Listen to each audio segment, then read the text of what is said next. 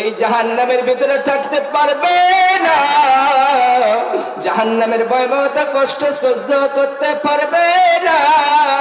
আল্লাহকে বললেন আল্লাহ, আবার রব্বুল আলামিন কে গিয়ে বললেন রব্বুল আলামিন এই জাহান্নামে কেউ আসতে পারবে না, কেউ যাবে না রে মাওলা। আবার আল্লাহ জিবরিল আমিনকে বললেন আমার মালায়েকা ফেরেশতা জিবরিল আবার যাও যাও, আবার গিয়ে আমার মালায়েকা যাও জাহান্নাম খানা দেখে আসো।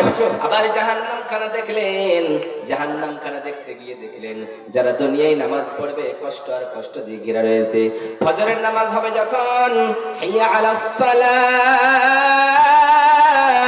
তোমরা নামাজের দিকে এসো, নামাজের দিকে এসো।